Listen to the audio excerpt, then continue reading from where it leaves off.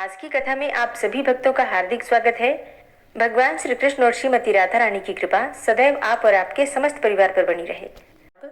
भगवान श्री हरि विष्णु का ध्यान करके आज की पावन कथा का प्रारंभ करते हैं। पुलस्त्य जी कहते हैं कि हे राजन, अब मैं सरस्वती नदी जिस प्रकार से पूर्व वाहिनी हुई वह प्रसंग बतलाता हूँ, तुम ध्यान पूर्वक सुनो। पहले की बात है, एक बार इंद्रादि समस्त देवताओं की ओर से भगवान श्री विष्णु ने सरस्वती से कहा, हे देवी, तुम पश्चिम समुद्र के तट पर जाओ और इस बयान को ले जाकर समुद्र में डाल दो। ऐसा करने से समस्त देवताओं का भय दूर हो जाएगा। तुम माता की भांति देवताओं को अभय दान दो। सबको उत्पन्न करने वाले भगवान श्री विष्णु की ओर से यह आदेश मिलने पर देवी सरस्वती ने कहा, हे भगवान, मैं स्वाधीन नहीं हूँ। आप इस कार्य के लिए मेरे पिता ब्रह्मा जी से अनुरोध कीजिए, क्योंकि पिताजी की आज्ञा के बिना तो मैं एक पग भी कहीं नहीं जा सकती। सरस्वती का यह अभिप्राय जानकर देवताओं ने ब्रह्मा जी से कहा, हे पितामह, आपकी कुमारी कन्या सरस्वती बड़ी साध्वी है, उसमें किसी प्रकार का कोई दोष नहीं देखा गया है, अतः उसे छोड़कर दूसरा कोई नहीं है जो बड़वानल को ले जा सके। पुलस्त्य जी कहते हैं कि देवताओं की बात सुनकर ब्रह्मा जी ने सरस्वती को बुलाया और उसे गोद में लेकर उसका मस्तक सूंघा।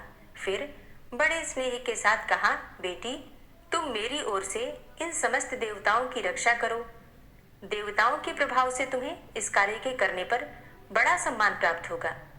इस बड़वानल को ले जाकर खारे पानी के समुद्र में डाल दो। पिता के वियोग के कारण बालिका के नेत्रों में आंसू छलछला आए। उसने ब्रह्मा जी को प्रणाम करके कहा, अच्छा, जाती हूँ।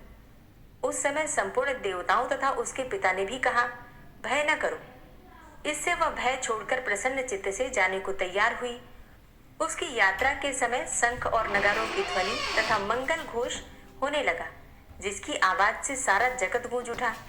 सरस्वती अपनी तेज से सर्वत्र प्रकाश फैलाती हुई चली। उस समय गंगा जी उसके पीछे हो ली। तब सरस्वती ने कहा, सखी, तुम कहाँ आती हो? मैं फिर तुमसे मिलूंगी। सरस्वती के ऐसा कहने पर गंगा ने मधुर वाणी में कहा, शुभे, अब तो तुम जब पूर्व दिशा में आओगी तभी मुझे देख सकोगी। देवताओं सहित तुम्हारा दर्शन तभी मेरे लिए सुलभ हो सकेगा। यह सुनकर सरस्वती ने कहा, हे सुचिस्मिते, तब तुम भी उत्तराभिमुखी होकर शोक का परित्याग कर देना। गंगा बोली, सखी, मैं उत्तराभिमुखी होने पर और अधिक पवित्र मानी जाऊंगी और तुम पूर्वाभिमुखी होने पर। उत्तर वाहिनी गंगा और पूर्व वाहिनी सरस्वती में जो मनुष्य श्राद्ध और दान करेंगे वे तीनों ऋणों से मुक्त होकर मोक्ष मार्ग का आश्रय लेंगे। इसमें कोई अन्यथा विचार करने की आवश्यकता ही नहीं है। इस पर वह सरस्वती नदी रूप में परिणत हो गई और देवताओं के देखते देखते एक पाकर के वृक्ष की जड़ से प्रकट हुई। वह वृक्ष भगवान विष्णु का ही स्वरूप है। संपूर्ण देवताओं ने उसकी वंदना की है। उसकी अनेकों शाखाएं सब ओर फैली हुई हैं। वह दूसरे ब्रह्मा जी की भांति शोभा पाता है। यद्यपि उस वृक्ष में एक भी फूल नहीं है, तो भी वह डालियों पर बैठे हुए शुक आदि पक्षियों के कारण फूलों से लदा सा जान पड़ता है।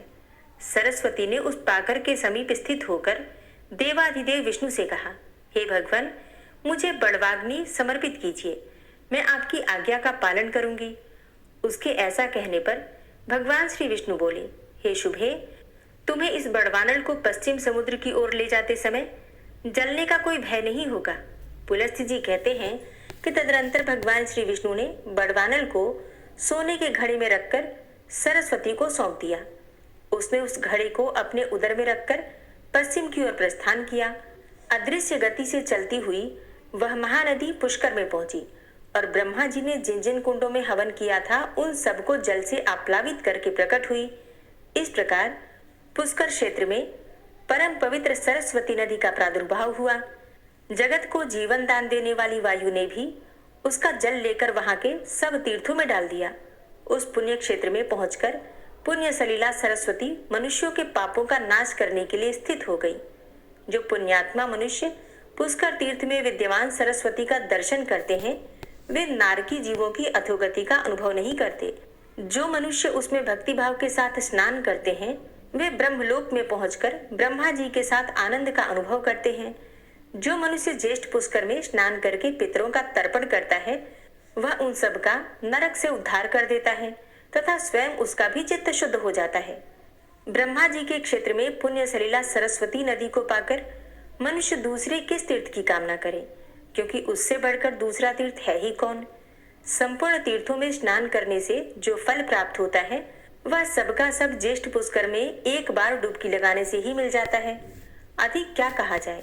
जिसने पुष्कर क्षेत्र का निवास, ज्येष्ठ कुंड का जल तथा उस तीर्थ में मृत्यु, ये 3 बातें प्राप्त कर ली, उसने परम गति पाली। जो मनुष्य उत्तम काल, उत्तम क्षेत्र तथा उत्तम तीर्थ में स्नान और होम करके ब्राह्मण को दान देता है वह अक्षय सुख का भागी होता है। कार्तिक और वैशाख के शुक्ल पक्ष में तथा चंद्रमा और सूर्य ग्रहण के समय स्नान करने योग्य कुरु जांगल देश में जितने क्षेत्र और तीर्थ मुनीश्वरों द्वारा बताए गए हैं उन सब में यह पुष्कर तीर्थ सबसे अधिक पवित्र है, ऐसा ब्रह्मा जी ने कहा है। जो पुरुष कार्तिक की पूर्णिमा को मध्यम कुंड अर्थात मध्यम पुष्कर में स्नान करके ब्राह्मण को धन देता है उसे अश्वमेघ यज्ञ का फल मिलता है। इसी प्रकार कनिष्ठ कुंड अर्थात अंत्य पुष्कर में एकाग्रता पूर्वक स्नान करके जो ब्राह्मण को उत्तम अगहनी का चावल दान करता है वह अग्निलोक में जाता है तथा वहां 21 पीढ़ियों के साथ रहकर श्रेष्ठ फल का उपभोग करता है। इसलिए पुरुष को उचित है कि वह पूरा प्रयत्न करके पुष्कर तीर्थ की प्राप्ति के लिए वहां की यात्रा करने के लिए अपना विचार स्थिर करे। मति, स्मृति, प्रज्ञा, मेधा, बुद्धि और शुभवाणी, ये 6 सरस्वती के पर्याय बतलाए गए हैं। जो पुष्कर के वन में जहाँ प्राची सरस्वती हैं, जाकर उसके जल का दर्शन भर कर लेते हैं उन्हें भी अश्वमेघ यज्ञ का फल मिलता है तथा जो उसके भीतर गोता लगाकर स्नान करता है वह तो ब्राजी का अनुचर ही हो जाता है। जो मनुष्य वहां विधि पूर्वक श्राद्ध करते हैं वे पितरों को दुखदायी नरक से निकालकर स्वर्ग में पहुंचा देते हैं। जो सरस्वती नदी में स्नान करके पितरों को कुश और तिल से युक्त जल दान करते हैं उनके पितर हर्षित होकर नाचने लगते हैं। यह पुष्कर तीर्थ सब तीर्थों में श्रेष्ठ माना गया है क्योंकि यह आदि तीर्थ है, इसलिए इस पृथ्वी पर यह समस्त तीर्थों में विख्यात है। यह मानो धर्म और मोक्ष की क्रीड़ा स्थली है, निधि है। सरस्वती नदी से युक्त होने के कारण इसकी महिमा और भी बढ़ गई है। जो लोग पुष्कर तीर्थ में सरस्वती नदी का जल पीते हैं वे ब्रह्मा और महादेव जी के द्वारा प्रशंसित अक्षय लोकों को प्राप्त होते हैं। धर्म के तत्व को जानने वाले मुनियों ने जहाँ जहाँ सरस्वती नदी का सेवन किया है उन सभी स्थानों में वे परम पवित्र रूप से स्थित हैं, किंतु पुष्कर में वे अन्य स्थलों की अपेक्षा विशेष पवित्र मानी गई हैं। पुण्यमयी सरस्वती नदी संसार में सुलभ है, किंतु कुरुक्षेत्र, प्रभास क्षेत्र और पुष्कर क्षेत्र में तो वह बड़े भाग्य से प्राप्त होती हैं। अतः वहां इसका दर्शन दुर्लभ बताया गया है। सरस्वती तीर्थ इस भूतल के समस्त तीर्थों में श्रेष्ठ होने के साथ ही धर्म, अर्थ, काम और मोक्ष इन चारों पुरुषार्थों का साधक है। अतः मनुष्य को चाहिए कि वह ज्येष्ठ, मध्यम तथा कनिष्ठ तीनों पुष्करों में यत्न पूर्वक स्नान करके उनकी प्रदक्षिणा करे। तत्पश्चात पवित्र भाव से प्रतिदिन पितामह का दर्शन करे। ब्रह्मलोक में जाने की इच्छा रखने वाले पुरुष को अनुलोम क्रम से अर्थात क्रमशः ज्येष्ठ, मध्यम एवं कनिष्ठ पुष्कर में तथा विलोम क्रम से अर्थात कनिष्ठ, मध्यम और ज्येष्ठ पुष्कर में स्नान करना चाहिए। इसी प्रकार वह उक्त तीनों पुष्करों में से किसी एक या सब में नित्य स्नान करता रहे। पुष्कर क्षेत्र में 3 सुंदर शिखर और 3 ही स्रोत हैं। वे सबके सब पुष्कर नाम से ही प्रसिद्ध हैं। उन्हें ज्येष्ठ पुष्कर, मध्यम पुष्कर और कनिष्ठ पुष्कर कहते हैं। जो मन और इंद्रियों को वश में करके सरस्वती नदी में स्नान करता और ब्राह्मणों को एक उत्तम गौ का दान देता है वह शास्त्रीय आज्ञा के पालन से शुद्ध चित्त होकर अक्षय लोकों को पाता है। अधिक क्या कहें। जो रात्रि के समय भी स्नान करके वहां याचक को धन देता है वह अनंत सुख का भागी होता है। पुष्कर में तिल दान की मुनि लोग अधिक प्रशंसा करते हैं तथा कृष्ण पक्ष की चतुर्दशी को वहां सदा ही स्नान करने का विधान है। हे भीष्म जी, पुष्कर वन में पहुंचकर सरस्वती नदी के प्रकट होने की बात बताई गई है। अब वह पुनः अदृश्य होकर वहां से पश्चिम दिशा की ओर चली। पुष्कर से थोड़ी ही दूर जाने पर एक खजूर का वन मिला जो फल और फूलों से सुशोभित था। सभी ऋतुओं के पुष्प उस वनस्थली की शोभा बढ़ा रहे थे। वह स्थान मुनियों के भी मन को मोहने वाला था। वहां पहुंचकर नदियों में श्रेष्ठ सरस्वती देवी पुनः प्रकट हुई और वहां वे नंदा के नाम से तीनों लोकों में प्रसिद्ध हुई। सूत जी कहते हैं कि यह सुनकर देवव्रत भीष्म ने पुलस्त्य जी से पूछा, हे ब्राह्मण, सरिताओं में श्रेष्ठ नंदा कोई दूसरी नदी तो नहीं है? मेरे मन में इस बात को लेकर बड़ा कौतूहल हो रहा है कि सरस्वती का नाम नंदा कैसे पड़ गया। जिस प्रकार और जिस कारण से वह नंदा नाम से प्रसिद्ध हुई उसे भी बताने की कृपा कीजिए। भीष्म के इस प्रकार पूछने पर पुलस्त्य जी ने सरस्वती का नंदा नाम क्यों पड़ा इसका प्राचीन इतिहास सुनाना प्रारंभ किया। वे बोले, हे भीष्म, पहले की बात है, पृथ्वी पर प्रभंजन नाम से प्रसिद्ध एक महाबली राजा हो गए हैं। एक दिन वो उस वन में मृग का शिकार खेल रहे थे। उन्होंने देखा एक झाड़ी के भीतर मृगी खड़ी है। वह राजा के ठीक सामने पड़ती थी। प्रभंजन ने अत्यंत तीक्ष्ण बाण चलाकर मृगी को बांध डाला। आहत हरिणी ने चकित होकर चारों ओर दृष्टिपात किया। फिर हाथ में धनुष बाण धारण किए राजा को खड़ा देखकर वह बोली, ओ मूढ़, ये तूने क्या किया? तुम्हारा यह कर्म पाप पूर्ण है। मैं यहाँ नीचे मुंह किए खड़ी थी और निर्भय होकर अपने बच्चे को दूध पिला रही थी। इसी अवस्था में तूने इस वन के भीतर मुझ निरपराध हरिणी को अपने वज्र के समान बाण का निशाना बनाया है। तेरी बुद्धि बड़ी खोटी है, इसलिए तू कच्चा मांस खाने वाले पशु की योनि में पड़ेगा। इस कंटका किरण वन में तू व्याघ्र हो जा। अब तो मृगी का यह शाप सुनकर सामने खड़े हुए राजा की सारी इंद्रियां व्याकुल हो उठी। वे हाथ जोड़कर बोले, कल्याणी, मैं नहीं जानता था कि तू बच्चे को दूध पिला रही है और अनजाने में ही मैंने तेरा वध कर दिया है। अतः मुझ पर प्रसन्न हो। मैं व्याघ्र योनि को त्याग कर पुनः मनुष्य का शरीर कब प्राप्त करूंगा? अपने इस शाप के उद्धार की अवधि तो बता दो। तब राजा के ऐसा कहने पर मृगी बोली, हे राजन, आज से 100 वर्ष बीतने पर यहाँ नंदा नाम की एक गौ आएगी। उसके साथ तुम्हारा वार्तालाप होने पर इस शाप का अंत हो जाएगा। पुलस्त्य जी कहते हैं कि मृगी के कथनानुसार राजा प्रभंजन व्याघ्र हो गए। उस व्याघ्र की आकृति बड़ी ही घोर और भयानक थी और वह उस वन में काल के वशीभूत हुए मृगी अन्य चौपाइयों तथा मनुष्यों को भी मार मार कर खाने और रहने लगा। वह अपनी निंदा करते हुए कहता था, हाय, अब मैं पुनः कब मनुष्य शरीर धारण करूंगा? अब से नीच योनि में डालने वाला ऐसा निंदनीय कर्म, महान पाप कभी नहीं करूंगा। अब इस योनि में मेरे द्वारा पुण्य नहीं हो सकता। एकमात्र हिंसा ही मेरी जीवन की वृत्ति है। इसके द्वारा तो सदा दुख ही प्राप्त होता है। किस प्रकार मृगी की कही हुई बात सत्य हो सकती है? जब व्याघ्र को उस वन में रहते 100 वर्ष बीत गए, तब एक दिन वहां गौओं का एक बहुत बड़ा झुंड उपस्थित हुआ। वहां घास और जल की विशेष सुविधा थी और वही वहां पर गौओं के आने का विशेष कारण हुई। आते ही गौओं के विश्राम के लिए बाड़ लगा दी गई। ग्वालों के रहने के लिए भी साधारण घर और स्थान की व्यवस्था की गई। गोचर भूमि तो वहां थी ही, सबका पड़ाव पड़ गया। वन के पास का स्थान गौओं के रंभाने की भारी आवाज से गूंजने लगा। मतवाले गोप चारों ओर से उस गौ समुदाय की रक्षा करते थे। उन गौओं के झुंड में एक बहुत ही हृष्ट पुष्ट तथा संतुष्ट रहने वाली गाय थी। उसका नाम था नंदा। वही उस झुंड में प्रधान थी तथा सबके आगे निर्भय होकर चला करती थी।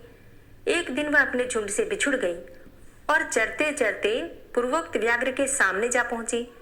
व्याघ्र उसे देखते ही खड़ी रह कहता हुआ उसकी ओर दौड़ा और निकट आकर बोला, आज विधाता ने तुझे मेरा ग्रास नियत किया है, क्योंकि तू स्वयं यहाँ आकर उपस्थित हुई है। व्याघ्र का यह रोंगटे खड़े कर देने वाला निष्ठुर वचन सुनकर उस गाय को चंद्रमा के समान कांति वाले अपने सुंदर बछड़े की याद आने लगी। उसका गला भर आया और वह गदगद स्वर से पुत्र के लिए हुंकार करने लगी।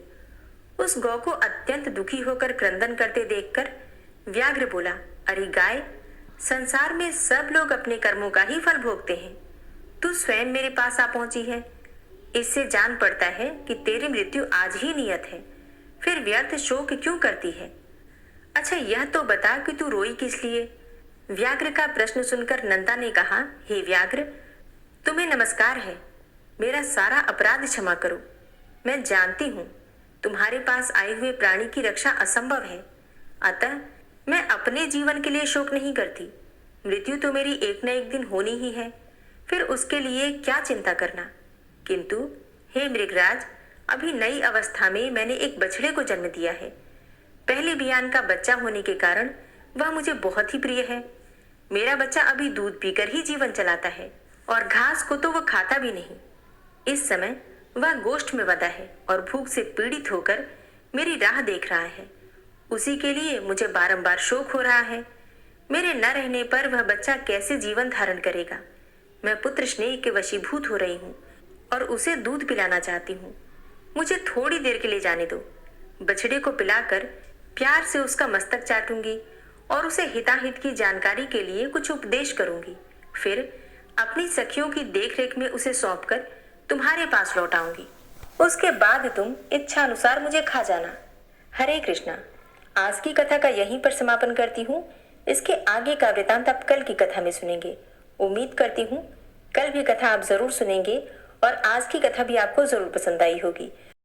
तो अगर वीडियो अच्छी लगी हो तो वीडियो को लाइक करने के साथ ही अगर संभव हो तो वीडियो को शेयर जरूर कीजिए और हाँ, कमेंट बॉक्स में राधे राधे जरूर लिखिए। और ओम विश्वम विष्णुर्वचटकारो भूत भव्य भवत्प्रभु भूतकृत भूतभृत भावो भूतात्मा भूतवाहन भूतात्मा परमात्मा च मुक्तानां परमागति अव्ययः पुरुषः साक्षी क्षेत्रज्ञो अक्षर एव च योगो योग विदाम नेता प्रधान पुरुषेश्वरः नारसिंह वपु श्रीमान केशवः पुरुषोत्तम सर्वः शर्वः शिवस्थाणुर्भूतादिर्निधिर्व्ययः संभवो भावनो भर्ता प्रभवः प्रभुरीश्वरः स्वयंभू शंभुरादित्यः पुष्कराक्षो महास्वनः अनादिनिधनो धाता विधाता धातुरुत्तमः अप्रमेयो ऋषिकेश पद्मनाभो अमरप्रभु विश्वकर्मा मनुस्त्वष्टा स्थविष्ठः स्थविरो ध्रुवः अग्राह्यः शाश्वतः कृष्णो लोहिताक्षः प्रतर्दनः प्रभूतस्त्रिककुब्धाम पवित्रं मङ्गलं परम् ईशानः प्राणदः प्राणो ज्येष्ठः श्रेष्ठः प्रजापति हिरण्यगर्भो भूगर्भो माधवो मधुसूदनः ईश्वरो विक्रमी धन्वी मेधावी विक्रमः क्रमः अनुत्तमो दुराधर्षः कृतज्ञः कृतिरात्मवान् सुरेशः शरणं शर्म विश्वरेताः प्रजाभवः अह संवत्सरो व्याल प्रत्ययः सर्वदर्शनः अजः सर्वेश्वर सिद्ध सिद्धि सर्वादिर्च्युतः वृषाकपिरिमेयात्मा सर्वयोग विनिश्रितः वसुर्वसुमना सत्य समात्मा संमितः समः अमोघ पुंडरीकाक्षो वृषकर्मा वृषाकृति रुद्रो बहुशिरा बभ्रुर्विश्वयोनिः शुचिश्रवा अमृतः शाश्वतस्थाणुर्वरारोहो महातपः सर्वगः सर्वविद्भानुर्विश्वक्सेनो जनार्दनः वेदो वेदविद्व्यङ्गो वेदांगो वेदवित्कविः लोकाध्यक्षः सुराध्यक्षो धर्माध्यक्षः कृताकृतः चतुरात्मा चतुर्व्यूहश्चतुर्द्रष्टश्चतुर्भुजः भ्राजिष्णुर्भोजनं भोक्ता सहिष्णुर्जगदाति च अनघो विजयो जेता विश्वयोनिः पुनर्वसु उपेन्द्रो वामनः प्रांशुर्मोघः शुचिरुर्जितः अतीन्द्रः संग्रहः सर्गो धृतात्मा नियमो यमः वेद्यो वैद्यः सदा योगी वीरः माधवो मधु अतीन्द्रियो महामायो महोत्साहो महाबलः महाबुद्धिर्महावीर्यो महाशक्तिर्महाद्युतिः अनिर्देश्य वपु श्रीमान् मेयात्मा महाधृतिक् महिश्वासो महीभर्ता श्रीनिवासः सतां गति अनिरुद्ध सुरानन्दो गोविन्दो गोविन्दाम्पति मरीचिर्दमनो हंस सुपर्णो भुजगोत्तम हिरण्यनाभ सुतपा पद्मनाभ प्रजापति अमृत्यु सर्वदिक्सिंह संधाता संधिमान स्थिर अजो दूर्मर्षण शास्ता विश्रुतात्मा सुरारिहा गुरुर्गुर्तमोधाम सत्य सत्य पराक्रम निमिषो अनिमिषो श्रग्वी वाचस्पति रुदारधि अग्रणिर्ग्रामणी श्रीमान न्यायो नेता समीरण सहस्रमूर्धा विश्वात्मा सहस्राक्षा सहस्रपात आवर्तनो निवृत्तात्मा संवृतः संप्रमर्दन अह संवर्तको वह निर्निलो धरणीधर सुप्रसादः प्रसन्नात्मा विश्वदृग् विशुभुग् विभु सत्कर्ता सत्कृतः साधु जहनुर्नारायणो नरः असंख्येयो अप्रमेयात्मा विशिष्ट शिष्टकृच्छुवि सिद्धार्थ सिद्ध संकल्प सिद्धिदः सिद्धि साधनः वृषाहि वृषभो विष्णुर्विष्पर्वा वृषोदरः वर्धनो वर्धमानश्च विविक्तः श्रुतिसागरः सुभुजो दूर्धरो वाग्मी महेन्द्रो वसुदो वसु नैकरूपो बृहद्रूप शिपिविष्टः प्रकाशनः ओजस्तेजो द्युतिधर प्रकाशात्मा प्रतापनः रिद्धस्पष्टाक्षरो मन्त्रश्चन्द्रांशुर्भास्करद्युतिः अमृतांशुद्भवो भानु शशबिन्दुः सुरेश्वरः औषधं जगतः सेतु सत्यधर्म पराक्रमः भूतभव्य भवन्नाथ पवनः पावनो नलः कामः कामकृत्कान्तः कामः कामप्रदः प्रभु युगाधिकृत युगावर्तो नैकमायो महाशनः अदृश्यो अव्यक्तरूपश्च सहस्रजित् अनन्तजित् इष्टो अविशिष्ट शिष्टेष्ट शिखण्डी नहुसो वृष क्रोधः क्रोधकृत्कर्ता विश्वबाहुर्महीधरः अच्युतः प्रथितः प्राणः प्राणदो वासवानुजः अपां निधिर्धिष्ठानं प्रमत्तः प्रतिष्ठितः स्कन्दः स्कन्दधरो धूर्यो वरदो वायुवाहनः वासुदेवो बृहद्भानुरादिदेवः पुरन्दरः अशोकस्तारणस्तार शूर सौरिर्जनेश्वर अनुकूल शतावर्त पद्मी पद्मनिभेक्षण पद्मनाभो अरविंदाक्ष पद्मगर्भ शरीरभृत महर्धिरिद्धो वृद्धात्मा महाक्षो गरुड़ध्वज अतुल शर्भो भीमो समयज्ञो हविर्हरि सर्वलक्षण लक्षण्यो लक्ष्मीवान समितिंजय वीक्षरो रोहितो मार्गो हेतुर्दामोदर सह महीधरो महाभागो वेगवान मिताशन उद्भवशो भणो देव श्रीगर्भ परमेश्वर करणं कारणं कर्ता विकर्ता गहनो गुह व्यवसायो व्यवस्थान संस्थान स्थानदो ध्रुव परर्थी परमस्पस्तुष्ट पुष्ट सुभेक्षण रामो विरामो विरजो मार्गो नेयो नयोनयः वीर शक्तिमतां श्रेष्ठो धर्मो धर्मविदुत्तम वैकुंठ पुरुष प्राण प्राणदः प्रणवः पृथु हिरण्यगर्भ शत्रुघ्नो व्याप्तो वायुरुधोक्षज ऋतु सुदर्शनः कालः परमेष्ठी परिग्रह उग्र संवत्सरो दक्षो विश्रामो विश्वदक्षिण विस्तारस्थावरस्थाणु प्रमाणं बीजमव्ययम् अर्थो अनर्थो महाकोशो महाभोगो महाधन अनिर्विण्ण स्थविष्टोभु धर्मयुपो महामख नक्षत्रनेमिर नक्षत्री क्षमा चामः समीहन यज्ञ इज्जो महिज्यश्च क्रतुसत्रं सतां गतिः सर्वदर्शी विमुक्तात्मा सर्वज्ञो ज्ञानमुत्तमं सुव्रतः सुमुखः सुष्मा सुघोषः सुखदः सुहृता मनोहरो जित्क्रोधो वीरबाहुर्विदारणः स्वापनः स्ववसो व्यापी नैकात्मा नैककर्मकृत् वत्सरो वत्सलो वत्सी रत्नगर्भो धनेश्वरः धर्मगुप्त धर्मकृत धर्मी सदसक्षरमक्षरम् अविज्ञाता सहस्रांशुर्विधाता कृतलक्षणः गभस्तिनेमिः सत्त्वस्थः सिंहो भूतमहेश्वरः आदिदेवो महादेवो देवेशो देवभृद्गुरुः उत्तरो गोपतिर्गोप्ता ज्ञानगम्यः पुरातनः शरीरभूतभृद्भोक्ता कपीन्द्रो भूरि दक्षिणः सोमभो अमृतपः सोमः पुरुजित पुरुषोत्तमः विनियोजय सत्यसन्धो दाशाः सात्वतां जीवो विनयिता साक्षी मुकुन्दो अमितविक्रमः अम्भो निद्रणन्तात्मा महोदधीशयोऽन्तकः अजो महारः स्वाभाव्यो जितामित्रः प्रमोदन आनन्दो नन्दनो नन्दः सत्यधर्मा त्रिविक्रमः महर्षि कपिलाचार्यः कृतज्ञो मेदिनीपतिः त्रिपदस्त्रिदशाध्यक्षो महाशृङ्गः कृतान्तकृत् महावराहो गोविन्दः सुखेणः कनकाङ्गदी गुह्यो गभीरो गहनो गुप्तश्चक्रगदाधरः वेथा स्वाङ्गो अजितः कृष्णो दृढः सङ्कर्षणोच्युतः वरुणो वारुणो वृक्षः पुष्कराक्षो महामनाः भगवान् भगानन्दी वनमाली हलायुधः आदित्यो ज्योतिरादित्यः सहिष्णुर्गतिसत्तमः सुधन्वाखण्ड परशुर्दारुणो द्रविडप्रदः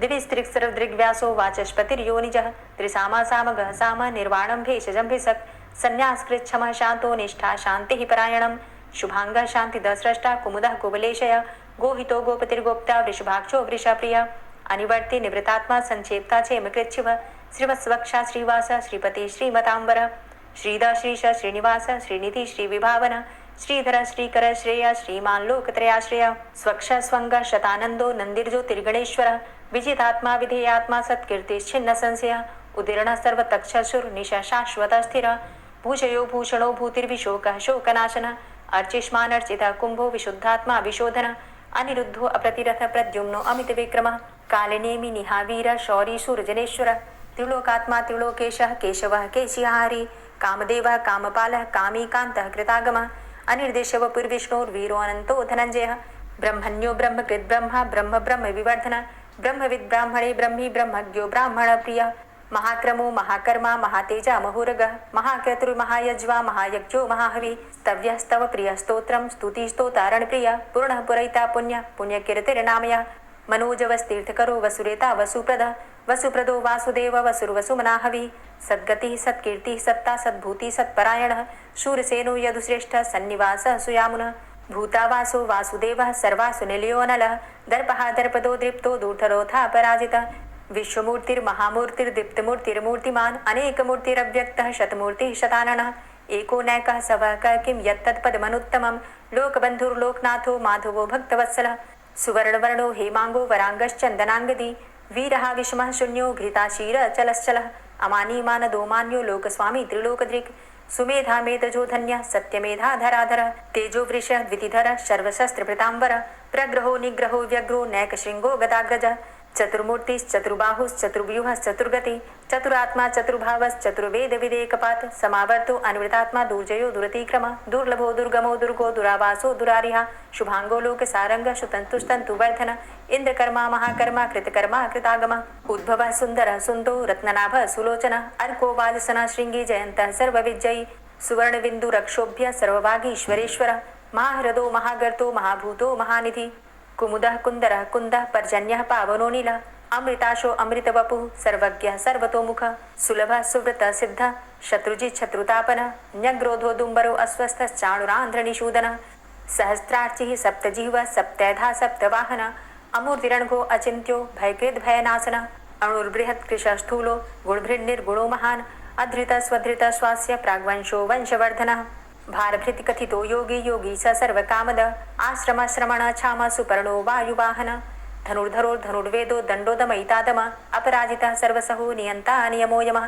सत्त्ववान् सात्विकः सत्यः सत्यधर्मपरायण अभिप्रायः प्रियार्होर्ह प्रियकृत् प्रीतिवर्धनः विहाय सगतिर्ज्योति सुरुचिर्हुद्भुग्विभु रविर्विलोचनः सूर्य सविता रविलोचनः अनन्तो हुद्भुग्भोक्ता सुखदो नैकजोग्रज अनिर्विण्ण सदामर्षि लोकाधिष्ठानमद्भुतः सनात सनातन्तमः कपिलः कपिरप्ययः स्वस्तिदा स्वस्तिकृत् स्वस्ति स्वस्तिभुक् स्वस्ति दक्षिणः रौद्रः कुण्डली चक्रे विक्रमयुर्जितशासनः शब्दातिगः शब्दशः शिशिरः शर्वरीकरः अक्रूरः पेशलो दक्षो दक्षिणः क्षमिणाम्बर विद्वतमो वित्तभय पुण्यशमनकीर्तनः उत्तारणो दुष्कृतिः पुण्यो दुःस्वप्ननाशनः वीरः रक्षणः सन्तो जीवनः पर्यवस्थितः अनन्तरूपो अनन्तसृड्जितमन्युर्भयापः चतुरष्ट्रो गभीरात्मा विदिशो व्यादिशो दिश अनादिर्भूर्भुवो लक्ष्मी सुवीरो रुचिराङ्गदः जननो जन्मादिर्भीमो भीमपराक्रमः आधारनीलयो धाता पुष्पहासः प्रजागर ऊर्ध्वगः सत्पथाचारः प्राणदः प्रणवपण प्रमाणं प्राणनीलयः प्राणभृत् प्राणजीवनः तत्त्वं तत्त्वविदेकात्मा जन्म मृत्यु जरातिगः भूर्भुवः स्वस्तरुस्तारः सविता प्रपितामहः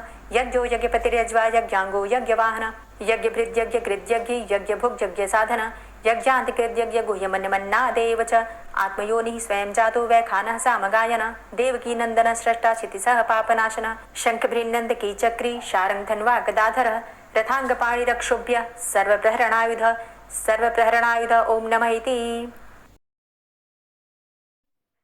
श्री राधा कृपा कटाक्ष स्तोत्र। मुनीन्द्र वृंद वंदिते त्रिलोक शोक हारिणी प्रसन्न वक्त्र पंकजे निकुंज भूविलासिनी व्रजेन्द्र भानुनंदिनी व्रजेन्द्र सूनु संगते कदा करिष्यसि मां कृपा कटाक्ष भाजनम् अशोक वृक्ष वल्लरी वितान मंडपस्थिते प्रवाल बाल पल्लव प्रभारुणान्ध्रि कोमले वराभयस्फुरत्करे प्रभूत संपदालये कदा करिष्यसि मां कृपा कटाक्ष भाजनम् अनङ्गरङ्ग मङ्गलं प्रसङ्गभङ्गुरं भ्रुवां सविभ्रमं ससम्भ्रमं दृगन्तबाणपातने निरन्तरं वशीकृत प्रतीतनन्दनन्दने कदा करिष्यसि मां कृपा कटाक्ष भाजनम् तडित्सुवर्णचम्पक प्रदीप्त गौरविग्रहे मुखप्रभापरास्तकोटिसारदेन्दुमण्डले विचित्रचित्रसञ्चरच्चकोरशावलोचने कदा करिष्यसि मां कृपा कटाक्ष भाजनम् मदोन्मदादियौवने प्रमोदमानमण्डिते प्रियानुरागरञ्जिते कलाविलासपण्डिते अनन्यधन्यकुञ्जराज्यकामकेलिकोविदे कदा करिष्यसि मां कृपा कटाक्ष भाजनम् अशेषहावभावधीरहीरहारभूषिते प्रभूतशातकुम्भकुम्भकुम्भिकुम्भसुस्तनि प्रशस्तमन्दहास्यचूर्णपूर्णसौख्यसागरे कदा करिष्यसि मां कृपा कटाक्ष भाजनम् मृणालवालवल्लरी तरङ्गरङ्गदौर्लते लताग्रलास्यलोलनीललोचनावलोकने ललल्लुलन्मिलन्मनोज्ञमुग्धमोहिनाश्रिते कदा करिष्यसि मां कृपा कटाक्ष भाजनम् सुवर्णमल्लिकाञ्चित त्रिरेखकम्बुकण्ठगे त्रिसूत्रमङ्गलीगुणत्रिरत्नदीप्तिदीधिते सलोलनीलकुन्तलप्रसूनगुच्छगुम्फिते कदा करिष्यसि मां कृपा कटाक्ष भाजनम् नितम्बबिम्बलम्बमानपुष्पमेखलागुणे प्रशस्तरत्नकिङ्किणीकलापमध्यमञ्जुले करीन्द्रशुण्डदण्डिकावरोह शोभगोरुके कदा करिष्यसि मां कृपाकटाक्षभाजनम् अनेकमन्त्रनादमञ्जुनूपुरारवस्खलत् समाजराजहंसवंश निक्वणाति गौरवे विलोल हेमवल्लरी विडम्बिचारुचङ्क्रमे कदा करिष्यसि मां कृपाकटाक्षभाजनम् अनन्तकोटिविष्णुलोकनम्रपद्मजार्चिते हिमाद्रिजापुलोमजा विरिञ्चिजावरप्रदे अपार सिद्धिरिद्धिदिग्धसत्पदाङ्गुलीनखे कदा करिष्यसि मां कृपाकटाक्षभाजनम् मखेश्वरी क्रियेश्वरी स्वधेश्वरी सुरेश्वरी त्रिवेदभारतीश्वरी प्रमाणशासनेश्वरी रमेश्वरी क्षमेश्वरी प्रमोदकाननेश्वरी व्रजेश्वरी व्रजाधिपे श्रीराधिके नमोऽस्तु ते इतीममद्भुतं स्तवं निशम्य भानुनन्दिनी करोतु सन्ततं जनं कृपाकटाक्षभाजनम् भवेत्तदैव सञ्चित त्रिरूपकर्मनाशनं लभेत्तदा ब्रजेन्द्रसूनुमण्डलप्रवेशनम् जय जय श्री राधे, जय जय श्री राधे। दोस्तों, उम्मीद करती हूँ आज की कथा आपको ज़रूर पसंद आई होगी। तो अगर कथा पसंद आई हो तो वीडियो को लाइक ज़रूर किया कीजिए और अगर संभव हो तो वीडियो को ज़्यादा से ज़्यादा शेयर कीजिए। और हाँ, कमेंट बॉक्स में राधे राधे ज़रूर लिखा कीजिए। और जो भक्त इस चैनल पर पहली बार आए हैं, अभी तक आपने चैनल को सब्सक्राइब नहीं किया है, तो आज की वीडियो अगर आपको अच्छी लगे तो चैनल को सब्सक्राइब करके बेल आइकन को ज़रूर प्रेस कर लीजिए। इससे ये होगा कि इस चैनल पर जो भी नई वीडियो अपलोड होंगी उनकी नोटिफिकेशन आपको सही समय पर प्राप्त होगी। मिलती हूँ मैं आपसे अगली वीडियो में, तब तक के लिए जय श्री राधे।